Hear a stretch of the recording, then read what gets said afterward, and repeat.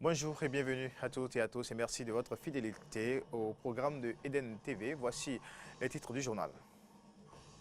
L'honorable Claudine Fiavi-Prudencio, présidente de la Commission de l'éducation, de la culture, de l'emploi et des affaires sociales de l'Assemblée nationale, a reçu ce mardi les acteurs impliqués dans la crise à l'université d'Abomey-Calavi. Autorités rectorales, décanales et ministérielles étaient à cette rencontre. Le secrétaire d'État américain John Kerry félicite l'armée nigériane dans sa lutte contre Boko Haram. Il était en visite ce mardi au Nigeria. Et puis Madagascar, les enquêtes se poursuivent après l'assassinat de 2 jeunes Français sur l'île Sainte-Marie dans le nord-est du pays. Selon les autorités malgaches, 7 personnes ont été arrêtées, dont un Français.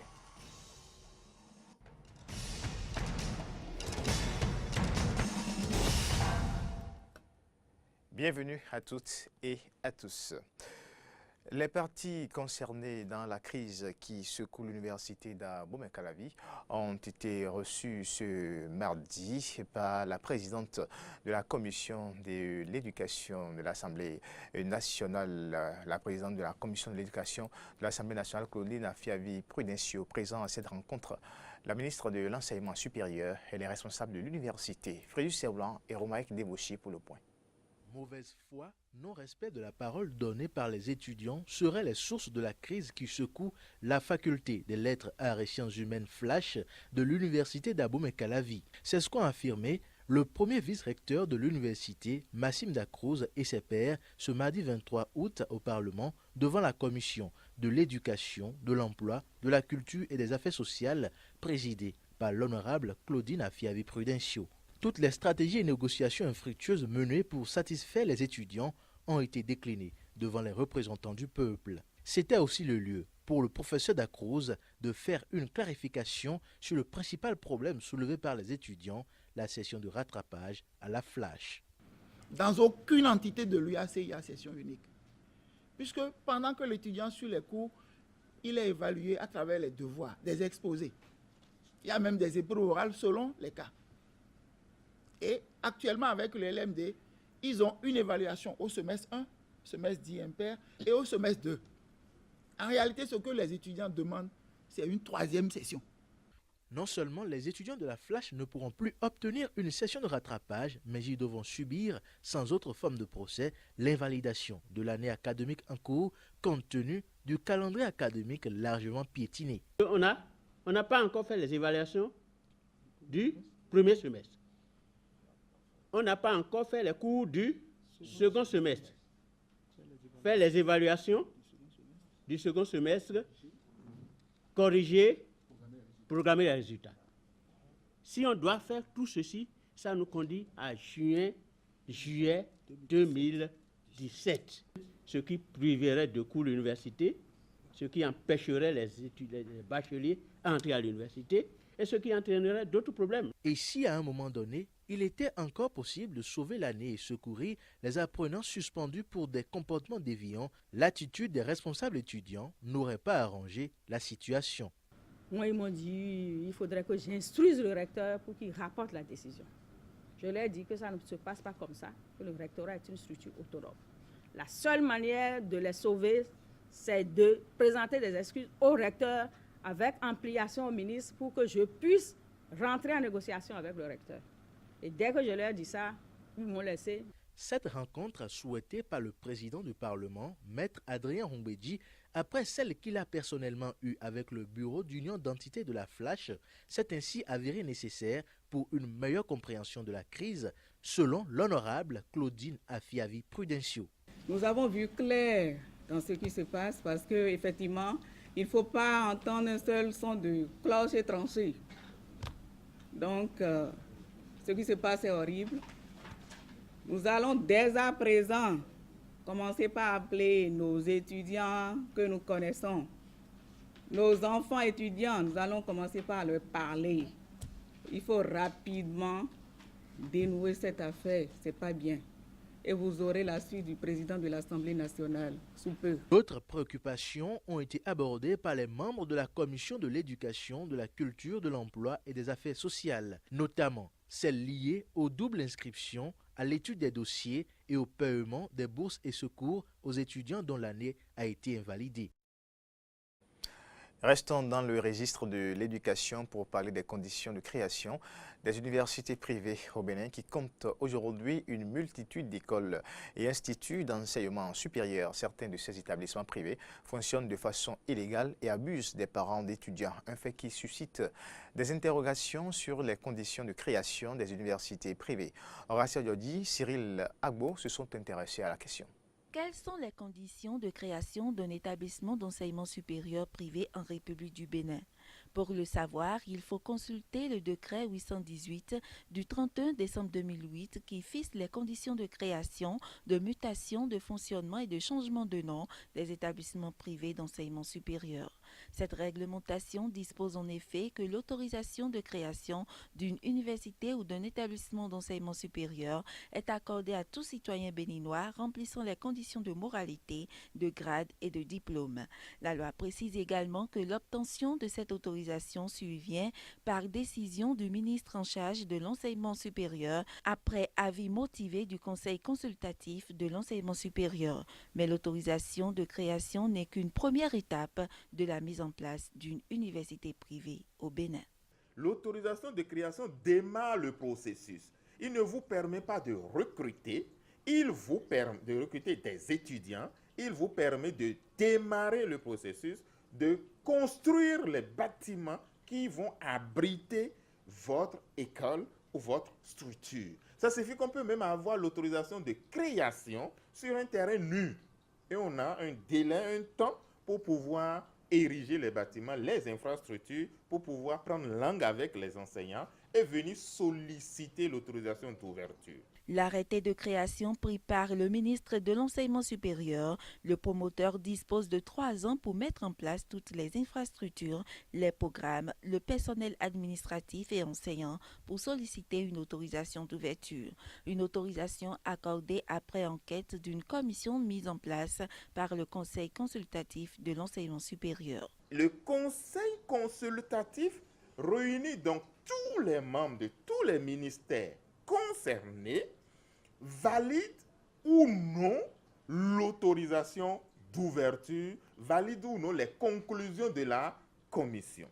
Une fois que le conseil dépose son rapport, le ministre en charge de l'enseignement supérieur et de la recherche scientifique entérine ou non, selon d'autres raisons qui lui sont propres. La plupart du temps, entérine donc l'autorisation d'ouverture. Ce n'est qu'à partir de ce moment que vous ouvrez et vous recrutez le tout premier étudiant dans la filière dans laquelle on vous a autorisé. Lorsque l'autorisation définitive de fonctionner est obtenue, l'État joue non seulement un rôle d'accompagnateur de ces établissements privés, mais aussi de suivi de leurs activités. Une fois que vous avez recruté, donc ouvert votre établissement, vous n'êtes pas lâché pour autant. Le ministère de l'Enseignement supérieur et de la recherche scientifique met en place une série d'accompagnements en termes de visites inopinées, en termes d'inspection programmée, en termes de contrôle des activités de routine, des activités quotidiennes, les cours, les examens, les soutenances, dans quelles conditions tout cela se fait. Et au bout d'1 an d'exercice, il y a une inspection faite par des experts venus de tous les milieux. Si cette inspection vous est favorable, là, vous êtes inscrit sur la liste des établissements dont l'État co-signe les diplômes, dans la filière où vous êtes inspecté. Toute une procédure bien encadrée en dehors de laquelle certains établissements d'enseignement privé ont existé au Bénin avant de subir la suspension de leurs activités. Intéressons-nous maintenant à la procédure de co-signature des diplômes par l'État béninois et les établissements privés d'enseignement supérieur. Sur la question, Dodi Amouzovi, directeur des établissements privés au ministère de l'Enseignement supérieur, nous apporte quelques clarifications. À la date d'aujourd'hui, ils sont 52 établissements dont les diplômes en licence et en master sont co-signés par l'État béninois. À côté de ces 52, il y a d'autres qui ne font pas dans la licence et dans le master, qui font le BTS. ils ne sont pas concernés par cette liste. Quand bien même ils sont en règle, ils sont reconnus, ils sont créés, ils ont leur autorisation d'ouverture, puisqu'ils font le BTS, qui est déjà un examen national, on n'a plus besoin de co-signer les diplômes. C'est l'État qui organise l'examen et qui délivre ce diplôme-là. La liste des 52, c'est la liste des établissements post-BTS, donc licence et master. Il y a à côté de cela une deuxième ou bien une troisième liste, c'est ceux qui ont été régulièrement autorisés à créer et à ouvrir, mais qui attendent l'année d'exercice, la première année d'exercice, pour l'inspection qui leur permettra, une fois qu'ils ont obtenu l'avis favorable, de se retrouver sur la liste dont l'État co-signe les diplômes. On ne peut pas dire que cette catégorie de structures n'est pas reconnue ou elle est illégale. Ils attendent de finir le processus qui est un parcours de combattant, il faut le dire, selon les tests et selon la pratique. Ils attendent alors ce moment pour se voir inscrits sur cette liste des établissements officiels dont l'État co-signe les diplômes de licence et de master. La culture vaudou, bientôt valorisée au-delà de nos frontières, c'est l'œuvre du Haut Conseil des Béninois de l'extérieur, un objectif qu'il compte atteindre notamment à travers l'organisation du festival vaudou dont la première édition se tiendra cette année du 22 au 24 octobre à Bruxelles en Belgique. Voici les précisions avec Ahmed Arekba et Cyril Labo. Le nom vaudou, c'est Yahweh, vaudan, c'est-à-dire le Yahweh qui a été détachés, c'est comme des ambassadeurs. Donc le vaudou est considéré par nos aînés comme des répondants, comme des ambassadeurs pour pouvoir véhiculer nos préoccupations, nos problèmes auprès de l'énergie divine afin que nous puissions avoir un retour favorable si nous le méritons parce que nos aînés placent au cœur de toute récompense d'abord et avant tout le mérite. Et c'est fort de cela que le festival Vaudou se donne pour objectif de promouvoir la culture vaudou dans toute sa splendeur au-delà des frontières béninoises. Un projet mûri depuis 2 ans et porté par le délégué général de la section Belgique du Haut Conseil des Béninois de l'extérieur. À partir du 22 octobre prochain, nous allons étaler la culture vaudou sur 3 jours à travers donc des conférences de presse et débats qui vont être animés par des professeurs d'université, par des prêtres vaudous, par des dignitaires vaudous qui vont venir de partout du monde. Et puis après, nous aurons ce qu'on appelle l'étape des tables et terroirs, en fait, qui essayera de recentrer un peu la gastronomie béninoise, donc de l'ex-Dahomey, qui est aujourd'hui mondialement connue dans d'autres pays comme Cuba, Brésil, Haïti ou la République dominicaine ou même le Pérou ou la Bolivie. Et puis alors après, nous allons finir le festival par un concert gigantesque, authentique, d'instruments authentiques, qui sera animé par Sago Andanialou, José Elma et d'autres artistes qui viennent de partout de pays qui ont un rapport avec le Bénin. Il y aura effectivement aussi ce qu'on appelle une performance live de l'artiste Rafi Okefolaran qui vit à Auxerre et qui est un artiste plasticien très très connu dans le monde entier. Et c'est Bruxelles qui accueille cette première édition du festival, qui se veut itinérant et pour cause. Pourquoi Bruxelles? Parce que après New York, Bruxelles est la 2e plus grosse capitale diplomatique au monde. Nous avons 190 nationalités, donc 190 nationalités qui se côtoient quotidiennement. On s'est dit que c'est le lieu idéal pour parler de notre culture. Parce que ce patrimoine-là, quelquefois un peu mal interprété par pas forcément des personnes qui ont envie de faire du mal, mais peut-être par des personnes qui ne comprennent pas la réalité de ce que c'est que le vaudou. Vaudou en tant que culture et patrimoine historique du Bénin.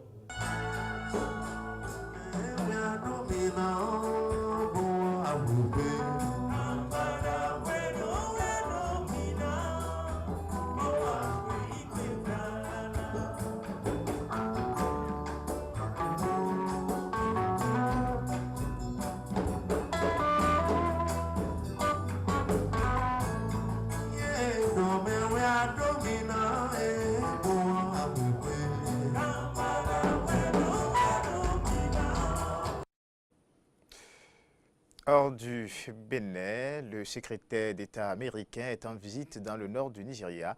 Depuis ce mardi, John Kerry, dans son message, a félicité l'armée nigériane dans sa lutte contre Boko Haram, mais a aussi rappelé les forces de sécurité à respecter les droits de l'homme. Commentaire. C'est la troisième fois que le secrétaire d'État américain John Kerry foule le sol nigérian en moins de 2 ans. En visite au sultan de Sokoto, autorité locale et religieuse dans l'extrême nord du Nigeria, John Kerry, dans son discours, a mis en garde l'armée nigériane contre des répressions excessives. Il a donc exhorté les forces de l'ordre à renforcer leur engagement dans la lutte contre les exactions de Boko Haram dans le nord du pays et à assurer la sécurité et le respect des droits de l'homme. Il a également déclaré au peuple nigérian que le gouvernement américain allait ajouter plus de 37 millions de dollars à l'aide humanitaire déjà en cours dans le nord-est du pays afin de répondre à la crise alimentaire causée par l'insurrection. Le secrétaire d'État américain s'est ensuite envolé ce mercredi pour l'Arabie saoudite où il sera question du conflit yéménite, de la guerre en Syrie et la lutte internationale contre le groupe État islamique. L'opposition congolaise a appelé ses militaires à observer une journée ville morte mardi sur le territoire de la République démocratique du Congo. Cet ordre a été partiellement suivi à Kinshasa et ignoré dans d'autres grandes villes du pays. C'est pour protester contre le facilitateur désigné par l'Union africaine dans le cadre des élections en République démocratique du Congo. Des commentaires de Antoinette Sabo. Les indices ont été trouvés, mais pour le moment, on ne peut pas dire qu'on a pu retrouver les auteurs de cette infraction. Il y a des situations qui ne sont pas à la portée de la police judiciaire malgache et il se peut qu'on demande l'entraide avec nos collègues de la France ou de la Réunion. En tout cas, nous, on a ouvert une information pour assassinat, mais pas pour meurtre pour le moment. Parce que vu l'état des blessures, donc on a ouvert une information pour assassinat. Mais vous avez suivi plutôt le procureur de la province de Tamadave. Nous sommes au Madagascar où 2 Français ont été assassinés dimanche. 7 personnes, dont un Français, ont été arrêtées suite à l'assassinat. Les enquêtes se poursuivent. Vous aurez de plus en détail dans nos prochaines éditions. Et nous allons boucler cette édition sur ces informations. Merci de votre aimable attention et à bientôt.